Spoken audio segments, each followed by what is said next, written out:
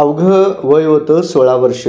शिक्षणात हुशार, शांत स्वभावाची आणि आयुष्यात काहीतरी करून दाखवायची जिद्द असलेली श्रावणी राहुल लिमकर.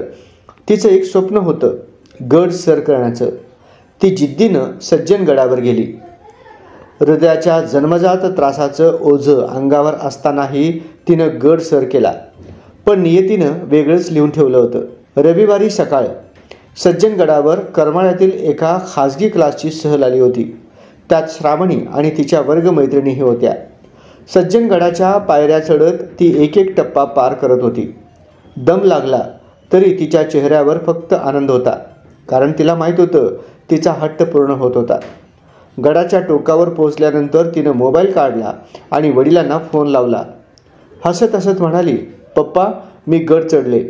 पण वाक्य पूर्ण होत नाही तोच ती जमिनीवर कोसळली. आजूबाजूच्या मैत्रिणींनी घाबरून तिला सावरलं. शुद्ध हरपली होती. तातडीने तिला खाली आणून वाहनतळावरून रुग्णालयात हलवण्यात आलं. साताऱ्यातील एका खाजगी रुग्णालयात दाखल करून उपचार सुरू करण्यात आले. मात्र डॉक्टरांच्या प्रयत्नांना अपयश आलं.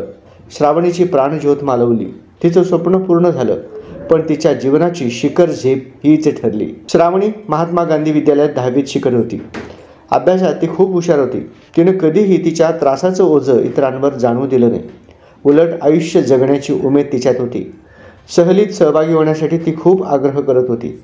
तिच्या वडिलांनी तब्येतीमुळे तिला नकार दिला होता, पण तिचा हट्ट तिनं पूर्ण केला होता. श्रावणीच्या निधनाचं दुःख तिच्या वर्गमैत्रिणीसाठी सहन करणे कठीण गेलं.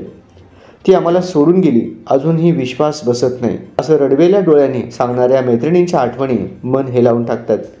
सोमवारी सकाळी तिच्यावर करमाळ्यात शोकमग्न वातावरणात अंत्यसंस्कार करण्यात आले.